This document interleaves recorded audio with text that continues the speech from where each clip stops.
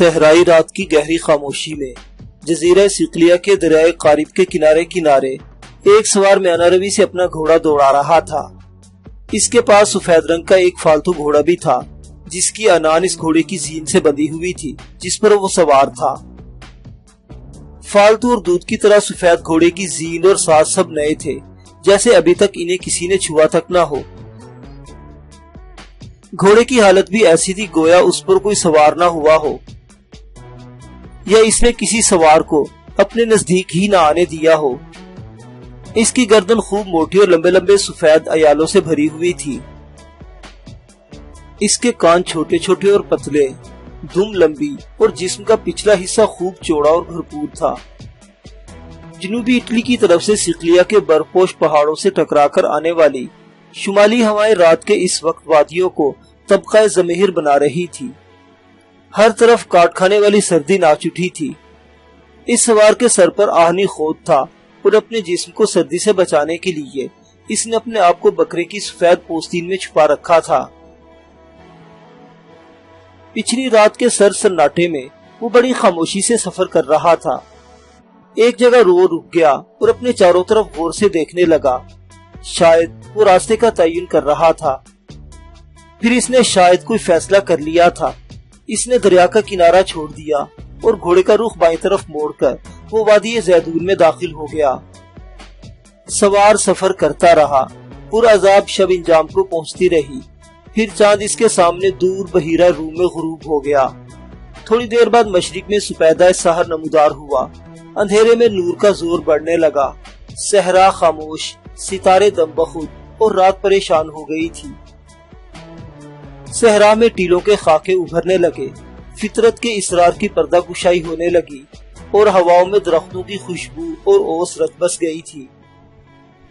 صحرا کے اندر ہی کنارے کے ایک درخت کے قریب وہ رک گیا اور اپنے گھوڑے سے مشکیزہ اتار کر اس نے وضو کیا اور صحرا کی سفید ریت پر کھڑا ہو کر وہ فجر کی نماز ادا کرنے لگا۔ نماز سے فارغ ہو کر سوار پھر سفر شروع کرنے لگا۔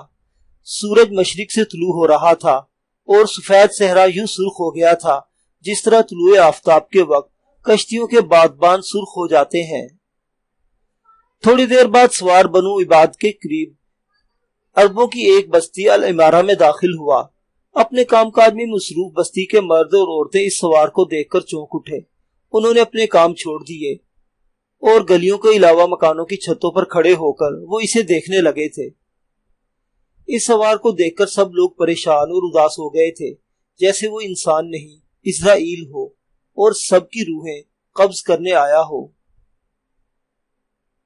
وہ سوار جو ایک بربری تھا ایک مکان کے سامنے رکا اور گھوڑے پر بیٹھے ہی بیٹھے اس نے دروازے پر دستک دی۔ تھوڑی دیر بعد ایک بوڑھے عرب نے دروازہ کھولا اور اس بربری سوار کو دیکھتے ہی اس نے چونک کر پوچھا، تم؟ اس بربری سوار نے کوئی جواب نہ دیا اور اپنی گردن جھکا لی۔ بوڑھے عرب نے پھر پوچھا، کیا میرا دوسرا بیٹا بھی جنگ میں مارا گیا اور تم میرے تیسرے بیٹے کو لینے آئے ہو؟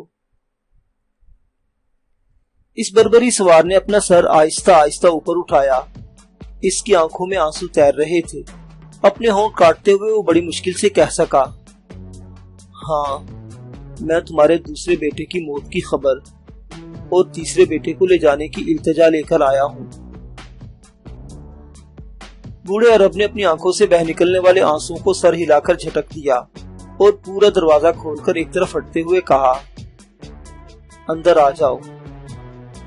تم ایک ایسے مہمان ہو جسے میں کبھی خالی ہاتھ نہیں بھیج سکتا۔ بربری گھوڑے سے اتر کر اندر داخل ہوا۔ اس نے دیکھا ایک بوڑھی عورت جو اپنے دائیں بائیں دو بچوں کو لپٹائے ہوئے تھی، ہچکیاں لے کر رو رہی تھی، اور وہ دونوں بچے جن کی عمریں بمشکل 12 اور 14 برس کی ہوگی پھوٹ پھوٹ کر رو رہے تھے۔ بوڑھے عرب نے اس خاتون کی طرف اشارہ کرتے ہوئے کہا، یہ میری بیوی ہے۔ اپنے پہلے اور بڑے بیٹے کی موت پر رو رو کر اس کی آنکھوں کی بینائی جاتی رہی ہے، اور یہ دونوں بچے میرے بیٹے ہیں۔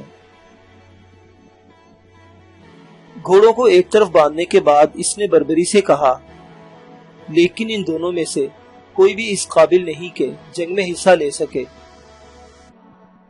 بوڑھے عرب نے چھاتی تان کر کہا، میرا ایک بیٹا اور بھی ہے جو ان دونوں سے بڑا ہے اور خوب توانا اور تناور ہے۔ وہ کہاں ہے؟ وہ بستی کے ایک رئیس کا غلام ہے۔ وہ آہن گری کا پیشہ کرتا ہے۔ وہ ہمارا پیٹ پالنے کے لیے روزانہ 2 درہم اپنے مالک کو بھی ادا کرتا ہے۔ وہ پچھلے سال ہی بالغ ہوا ہے۔ وہ اس وقت ہے کہاں؟ مکان کے پچھواڑے میں اپنی بھٹی پر کام کر رہا ہوگا۔ تو پھر مجھے اس کے پاس لے چلو۔ ٹھہرو، تم تھکے ہوئے اور بھوکے ہوگے۔ اس کے ساتھ ہی بوڑھا پیچھے ہٹا اور دودھ سے بھرا ہوا کٹورا اس بربری کو پیش کیا۔ بربری گرم دودھ پی کر اب سکون محسوس کر رہا تھا۔ پوری رات سردی میں سفر کرتے ہوئے اس کا بدن ٹوٹ رہا تھا۔ تازہ دم ہو کر وہ پھر بولا، مجھے اپنے اس بیٹے کے پاس لے چلو۔ بوڑھا عرب باہر نکلتے ہوئے بولا، آؤ میرے ساتھ۔ بربری نے دونوں گھوڑوں کی باگیں پکڑ لی اور اس کے ساتھ ہو لیا۔ وہ بوڑھی عورت اور دونوں بچے بھی ان کے ساتھ ہو لیے تھے۔ مکان کے پچھواڑے میں آ کر ایک کمرے کے اندر اشارہ کرتے ہوئے اس عرب نے کہا، وہ اندر بیٹھا بھٹی پر کام کر رہا ہے۔ بربری اس کمرے میں داخل ہوا۔ اس نے دیکھا اندر ایک جوان اپنے سامنے آہرن پر رکھے ہوئے سرخ لوہے پر وزنی ہتھوڑے کی ضربیں لگا کر اسے تلوار کی شکل دے رہا تھا۔ اس کے ہتھوڑے برسانے کا انداز ایسا تھا جیسے وہ اپنی آہنی ضرب سے زمین کا سینہ چیر پھاڑ دے گا۔ بربری نے دیکھا وہ جوان خوب لمبا اور بھرے ہوئے جسم کا مالک تھا۔ وہ کانسی کے مجسمے کی طرح سڈول دکھائی دے رہا تھا۔ اس کی آنکھوں میں پراسرار چمک تھی، جیسے کوئی چیتا حملہ آور ہونے کی حالت میں گھات لگا چکا ہو۔ بھڑکتی ہوئی آگ کے پاس بیٹھا وہ اچانک جھپٹ پڑنے والا جوالا مکھی لگ رہا تھا۔ اس کی آنکھیں ایسی اور بڑی اور گہری تھی گویا ان میں لامحدود زمانے سمٹ گئے ہوں۔ بربری سلام کہتا ہوا آگے بڑھا۔ بھٹی کے پاس بیٹھے ہوئے اس عرب نوجوان نے سلام کا جواب دیا اور یوں سر گھما کر اس بربری کو دیکھا جیسے کوئی درندہ نیند سے بیدار ہوا ہو۔ بربری کو دیکھتے ہی اس نوجوان عرب نے حیرت اور پریشانی میں پوچھا، تم؟ میرے باپ کا چہرہ اور میرے دونوں چھوٹے بھائیوں کے سہارے کھڑی ہوئی اندھی ماں کا کانپتا جسم بتاتا ہے کہ تم کس نوعیت کی خبر لائے ہو۔ یقیناً ویسی ہی خبر ہوگی جیسی تم نے سب سے پہلے میرے بڑے بھائی کے متعلق لے کر آئے تھے۔ سر جھکاتے ہوئے اجنبی نے کہا، تمہارا بھائی جنوبی اٹلی کے بلاد کلوریا کی ایک بندرگاہ نقو ترا سے باہر نارمنوں سے لڑتا ہوا شہید ہو چکا ہے۔ اب جنگ کی بھٹی تمہیں پکارتی ہے۔ تمہارا بھائی اٹلی میں لڑنے والے رضاکاروں کا سالار تھا اور اس کی خالی جگہ پر کرنے کے لیے جماعت کے سرکردہ اور سرخیل نے تمہیں پکارا ہے۔ میرے پاس اس کے نام تمہارا ایک خط بھی ہے۔ اجنبی آگے بڑھا اور اپنی قبا کے اندر سے ایک خط نکال کر اسے تھما دیا۔ نوجوان عرب نے طے کیا ہوا کاغذ کھولا اور بھٹی کی بھڑکتی ہوئی آگ کی روشنی میں پڑھنے لگا۔ خط پڑھتے ہوئے اس پر 3 قسم کی کیفیات طاری ہوئی۔ خط کے شروع میں اس کی آنکھوں میں آنسو تھے، پھر اس کے چہرے پر خفیف سی مسکراہٹ بکھر گئی اور آخر میں اس کی مٹھیاں بھیج گئی، بالکل اس انداز میں جیسے وہ بہت کچھ کر گزرنے کا عزم کر چکا ہو۔ خط ختم کرتے ہوئے اس نے پوچھا، یہ خط کس کی طرف سے ہے؟ ابن البابا کی طرف سے۔ یہ کون ہے؟ اٹلی میں لڑنے والے رضاکاروں کا سرپرست اور قلعہ بلود کا حاکم۔ رضاکاروں کا مقصد نارمنوں کے حملوں کے خلاف جنوبی اٹلی کے مسلمانوں کی حفاظت۔ تمہارا نام کیا ہے؟ سالم بن عطاف۔ بربری ہو؟ ہاں۔ کس قبیلے سے ہو؟ بنو قتامہ سے۔ اس خط کا متن کون کون جانتا ہے؟ ابن البابا اور میرے علاوہ کوئی بھی اس خط کے نفس مضمون سے واقف نہیں۔ اس خط میں جو 2 مہمیں میرے سپرد کی گئی ہیں، کیا وہ میری عملی زندگی کا امتحان ہے؟ نہیں، وہ 2 ایسی مہمیں ہیں جن کے لیے حقیقتاً آپ کی ضرورت ہے۔ اگر آپ ان دونوں مہموں میں کامیاب ہوئے تو آپ صقلیہ کے مجاہد ہوں گے۔ اس گروہ میں شامل ہونے کے بعد میرا اور تمہارا رشتہ کیا ہوگا؟ سالم نے چھانتی تانتے ہوئے کہا، آقا اور غلام کا۔ آپ میرے آقا اور میں آپ کا غلام ہوں گا، پر آپ نے ابھی تک اپنا نام نہیں بتایا۔ بھٹی کے پاس بیٹھے ہوئے اس عرب نوجوان نے مسکراتے ہوئے کہا، میں تمیم بن صالح ہوں۔ اس کے ساتھ ہی اس کا سر جھک گیا اور دکھ سے اس نے کہا، تم جانتے ہو میں غلام ہوں۔ سالم نے بڑے اطمینان سے جواب دیا، میں جانتا ہوں، میرے پاس اس قدر رقم ہے کہ میں آپ کو آپ کے آقا سے آزاد کرا سکتا ہوں۔ اگر اس نے آزاد نہ کیا تب؟ سالم نے غصیلی آواز میں کہا، تو ملت و مذہب کی خاطر یہ کام زبردستی ہو سکتا ہے؟ تمیم نے بڑی دردمندی سے کہا، نہیں، وہ ایسا آقا ہے جس پر میں سختی برداشت نہیں کر سکتا۔ آپ اٹھ کر میرے ساتھ چلیے، میں اس سے بات کر لیتا ہوں۔ تمیم نے ہاتھ میں پکڑا ہوا ہتھوڑا زمین پر رکھ دیا۔ دھونکنی کا منہ بھی بھٹی سے باہر نکال کر وہ کھڑا ہو گیا اور سالم کے ساتھ ہو لیا۔ اس کے ماں باپ اور دونوں کمسن بھائی بھی اس کے ساتھ تھے۔ اس کے پیچھے بستی کے ان گنت مرد اور عورتیں ایک گروہ کی شکل میں چل پڑے تھے۔ تھوڑی دیر بعد وہ ایک وسیع حویلی میں داخل ہو رہے تھے۔ تمیم نے استبل کے پاس کھڑے ایک ضعیف اور خوش شکل عرب کی طرف اشارہ کرتے ہوئے کہا، وہ ضعیف عرب جو استبل کے پاس کھڑا اپنے سائسوں کی کام کی نگرانی کر رہا ہے میرا آقا ہے، اس کا نام خدیج بن معاویہ ہے۔ سب لوگ چلتے ہوئے استبل کے پاس آئے اور سالم نے تمیم کی طرف اشارہ کرتے ہوئے خدیج بن معاویہ کو مخاطب کیا، کیا یہ تمہارا غلام ہے؟ خدیج بن معاویہ نے مڑ کر تمیم کی طرف دیکھتے ہوئے کہا، ہاں یہ میرا غلام ہے۔ کیا ہوا اسے؟ کیا اس نے کوئی جرم کیا ہے؟ سنو، یہ ایسا جوان ہے جس سے گناہ کی امید نہیں کی جا سکتی۔ پھر اس نے تمیم کے ماں باپ اور بھائیوں کو دیکھنے کے بعد پوچھا، کیا اس نے کوئی سنگین جرم کیا ہے؟ اس کے ماں باپ اور بھائی بھی اس کے ساتھ ہیں اور ان سب کے چہرے اترے ہوئے ہیں۔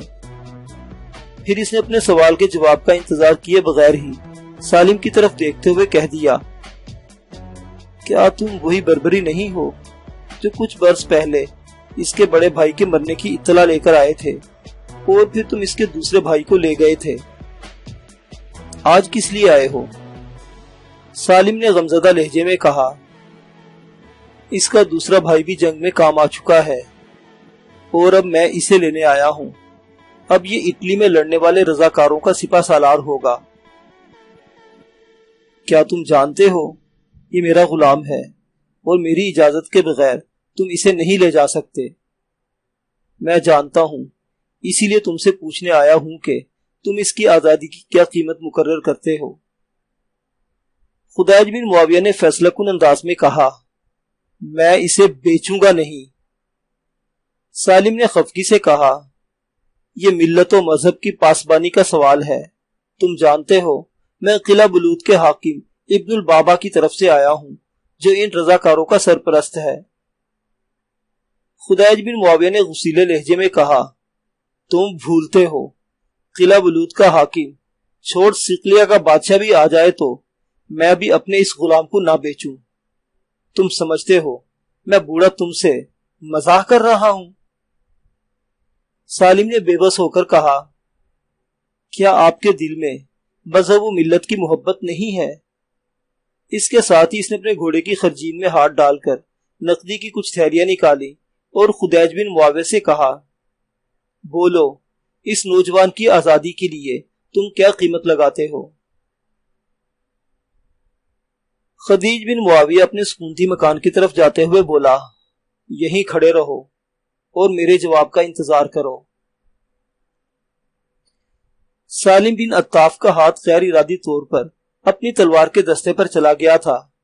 اسے شک ہوا تھا کہ خدیج بن معاویہ مسلح ہو کر باہر آئے گا، لیکن اس کے سارے شکوک رفع ہو گئے۔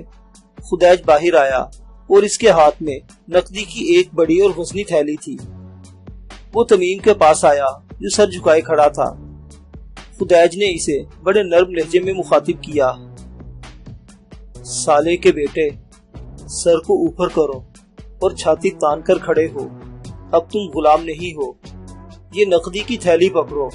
تمہیں ملت کی پاسبانی کے فرائض سونپے جاتے ہیں۔ تم جانتے ہو میرا کوئی بیٹا نہیں ہے۔ تم اس بستی سے میرے بیٹے کی حیثیت سے رخصت ہو گئے۔ جاؤ، آج سے تم آزاد ہو۔ تمہارے بعد تمہارے ماں باپ اور بھائیوں کے سارے اخراجات میں پورے کروں گا۔ حکیم کعبہ کی قسم، تم خوش قسمت ہو جسے اس قدر مقدس کام سونپا جا رہا ہے۔ تمیم کی چھاتی تن گئی تھی، جیسے وہ بکھرا ہوا انسان مجتمع ہو کر بوند سے سمندر بن گیا ہو۔ اس کی رگیں کھچ گئی تھی اور چہرہ تانبے کی طرح سخت ہو گیا تھا۔ اس کے ارد گرد کھڑے بستی کے مرد اور عورتیں مسکراتے نظر آ رہے تھے۔ پھر سالم بن عطاف حرکت میں آیا اور دودھ کی طرح سفید اپنے فالتو گھوڑے کی طرف اشارہ کرتے ہوئے اس نے تمیم سے کہا، ابن البابا نے آپ کے لیے یہ گھوڑا بھیجا ہے۔ یہ ایک ایسا بد آموز گھوڑا ہے جس پر آج تک کوئی سوار نہیں ہوا اور نہ ہی یہ اپنوں پر کسی کو بیٹھنے دیتا ہے۔ اس نے کہا تھا اگر آپ اس گھوڑے پر سوار ہو گئے تو یقیناً ان 2 مہموں میں بھی کامیاب رہیں گے جو خط میں آپ کو سونپی گئی ہیں۔ اس گھوڑے کی خرچین کے اندر آپ کا جنگی لباس ہے۔ زین کے ساتھ آپ کے لیے تلوار، زرہ، ڈھال اور جوشن بھی لٹک رہے ہیں۔ تمیم نے آگے بڑھ کر گھوڑے کی باگ پکڑ لی اور خدیج بن معاویہ کی حویلی سے باہر نکلنے لگا۔ لوگوں کے ہجوم کے ساتھ تمیم بستی سے باہر ایک کھلے میدان میں آ کھڑا ہوا۔ اس نے گھوڑے کے گرد ایک چکر لگایا اور پھر اس کی پیٹھ تھپ تھپائی۔ جواب میں گھوڑا کدکدانے اور دولتیاں جھاڑنے لگا۔ تمیم نے سالم سے کہا، اس کی لگام اتار دو۔ اس کی آواز میں سمندر کی گہرائی اور بھیانک پن تھا۔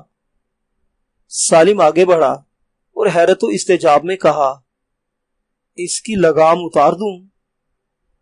تمیم کی آواز میں عزم کے دریاؤں کی کسی روانی تھی۔ ہاں، اس کی لگام اتار دو، میں دیکھوں گا یہ کس قدر بدرکاب اور بد آموز ہے۔ سالم نے آگے بڑھ کر گھوڑے کی لگام اتار دی۔ تمیم ایک ہاتھ سے گھوڑے کا کان پکڑ لیا اور دوسرا ہاتھ اس کے منہ کے نیچے لے جاتے ہوئے خوب زور سے اس کا منہ اوپر اٹھایا۔ اس کے جواب میں گھوڑا اپنی اگلی دونوں ٹانگیں اوپر اٹھاتے ہوئے سرکشی اور طغیانی کے انداز میں ہنہنایا۔ گھوڑے کے پاؤں ابھی زمین پر نہیں لگے تھے کہ تمیم نے کسی خونخوار چیتے کی طرح ایک زقند لگائی اور دوسرے ہی لمحے وہ گھوڑے کی زین پر تھا۔ جو ہی تمیم اس سرکش گھوڑے پر سوار ہوا، وہ اپنی پوری رفتار سے بھاگ کھڑا ہوا۔ اتنی دیر تک تمیم اپنے پاؤں رکاب میں جما چکا تھا۔ اس نے اپنے دونوں ہاتھ فضا میں بلند کر لیے تھے اور گھوڑے کو ایڑ پر ایڑ لگاتا چلا جا رہا تھا۔ جب اس نے گھوڑے کو ایک گول چکر میں بھگانا چاہا تو اس نے اپنے آہنی ہاتھ کی ایک سخت ضرب گھوڑے کی منہ پر لگائی۔ اب گھوڑا پوری طرح مطیع و منقاد ہو کر ایک گول چکر میں بھاگ رہا تھا اور تمیم اسے اور تیز بھگانے کے لیے ابھی تک اسے ایڑی کی ضربیں لگا رہا تھا۔ اس کے چہرے پر فاتحانہ وقار اور جلالی آبرو تھی۔ سالم بن عطاف تمیم کو اس حالت میں دیکھ کر زور زور سے چلانے لگا، قسم اللہ پاک کی، تم ایک چٹان ہو، تم شاہین صفت ہو، تیرے جسم کی حرمت کی قسم، آج سے تم میرے آقا اور میں تمہارا غلام۔ گھوڑے کو خوب تھکا کر تمیم اسے واپس لایا اور اپنے ماں باپ کے قریب آ کر نیچے اترا۔ گھوڑا بری طرح ہانپ رہا تھا۔ تمیم نے پیار سے جب اس کی گردن تھپ تھپائی تو وہ آہستہ آہستہ ہنہنانے لگا۔ شاید وہ سرکشی چھوڑ کر دوستی پر آمادہ تھا۔ تمیم آہستہ آہستہ چلتا ہوا اپنی ماں کے پاس آیا اور گردن جھکاتے ہوئے کہا، مجھے رخصت ہونے کی اجازت دو ماں، جنگ کی اسی بھٹی کی طرف جانے کے لیے جہاں میرے دونوں بڑے بھائیوں کی روحیں میرا انتظار کر رہی ہوں گی۔ اندھی ماں نے تمیم کو اپنے ساتھ لپٹا لیا اور بڑی تیزی سے اس کے گال اور پیشانی چومتے ہوئے کہا، جاؤ بیٹا، میں نے تمہیں بھی خدا کو سونپا۔ اس کی آنکھوں میں آنسو آ گئے تھے اور بڑی رقت اور کرب کے انداز میں اس نے کہا، اگر میری ملت، میرے مذہب اور میرے وطن کی آبیاری میں میرا خون کارآمد ثابت ہو سکتا ہے تو میں 1000 بار اپنا خون بیچنے کو تیار ہوں۔ تمیم نے اپنے بوسیدہ اور پھٹے ہوئے جوتے پاؤں سے اتارے اور انہیں اپنی اندھی ماں کو تھماتے ہوئے کہا، یہ میرے جوتے اپنے پاس رکھ لو ماں، قسم ہے مجھے کعبہ کے رب کی، جب تک میں اپنے مقصد میں کامیاب نہیں ہو جاتا پاؤں میں جوتا نہیں پہنوں گا۔ اندھی ماں نے جوتے اس طرح سنبھال لیے جیسے وہ اس کی زندگی کی سب سے قیمتی متاع ہو۔ تمیم اپنے باپ کے سامنے آ کھڑا ہوا۔ اس کا باپ صالح کچھ دیر تک اسے پیار بھری نگاہوں سے دیکھتا رہا، پھر گلے لگاتے ہوئے اس نے کہا، میرے بیٹے، میرے بچے، تم میرے ترکش کے سب سے کڑے تیر ہو۔ اگر تم بھی اپنے ہدف پر صحیح ضرب نہ لگا سکے تو میں سمجھوں گا میں دنیا کا بدقسمت ترین باپ ہوں۔ یہ جان کر جنگ میں حصہ لینا کہ تم میرے ترکش کے آخری تیر ہو۔ تم جانتے ہو تمہارے دونوں بھائی ابھی کمسن ہیں، ابھی انہیں جنگ کی تربیت نہیں ہے اور کئی برس تک وہ جنگ میں حصہ لینے کے قابل نہیں ہو سکتے۔ تمیم نے زور سے صالح کو لپٹاتے ہوئے کہا، اے میرے باپ، ان قریب آپ سنیں گے کہ صالح کا بیٹا بزدل نہ تھا۔ باپ نے بیٹے کو علیحدہ کرتے ہوئے کہا، میری ایک نصیحت یاد رکھنا تمیم، جس طرح طوفان بگولوں میں اڑنے والی ریت سے، جنگل اپنے درختوں سے اور درخت اپنے برگ و پھل سے پہچانے جاتے ہیں، اسی طرح ایک سپاہی کی قوت و ممارست کا اندازہ اس کے آہنی بازوؤں اور تلوار کی ضرب سے لگایا جاتا ہے۔ میں تمہیں اس امید پر رخصت کرتا ہوں کہ آنے والی نسلیں یہ کہیں گی کہ صالح کا جوان، توانا اور تناور بیٹا تمیم صقلیہ کا مجاہد ثابت ہوا۔ تمیم پیچھے ہٹا۔ اپنے دونوں چھوٹے بھائیوں بکر اور عقال کو پیار کرنے کے بعد اس نے خدیج بن معاویہ کے علاوہ بستی کے دوسرے لوگوں سے مصافحہ کیا اور اپنے گھوڑے کی طرف بڑھا۔ سالم نے اس وقت تک گھوڑے کو دوبارہ لگام چڑھا دی تھی۔ گھوڑے نے اس بار سرکشی کا اظہار نہ کیا اور بڑے پرسکون انداز میں تمیم کو اپنے اوپر سوار ہونے دیا۔ تمیم نے ایک الوداعی نگاہ اپنی بستی پر ڈالی اور گھوڑے کو ایڑ لگا دی۔ تھوڑی دیر بعد وہ سالم کے ساتھ اپنی بستی کی حدود سے نکل کر شمال مغرب کے رخ پر اپنا گھوڑا سر پر دوڑا رہا تھا۔ پہلے وہ دونوں نوتس شہر میں آئے، وہاں سے انہوں نے اپنے زادے راہ کا بندوبست کیا، پھر وہ آگے بڑھے اور کوہ انٹا کے پہاڑی سلسلے کے ساتھ ساتھ شمال کی طرف بڑی تیزی سے بڑھتے چلے گئے۔ ایک روز وہ میسنا شہر میں داخل ہو رہے تھے۔ اس صقلیہ کے انتہائی شمال میں ایک بارونق بندرگاہ اور مشہور شہر ہے۔ یہاں سے بحری جہاز جنوبی اٹلی کو آتے ہیں۔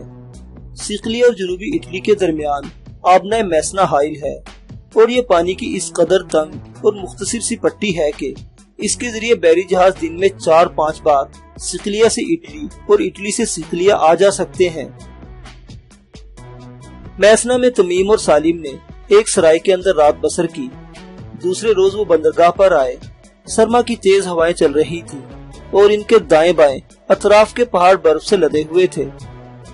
تمیم سالم کو ایک کونے میں لے گیا اور رازداری میں اس سے کہا،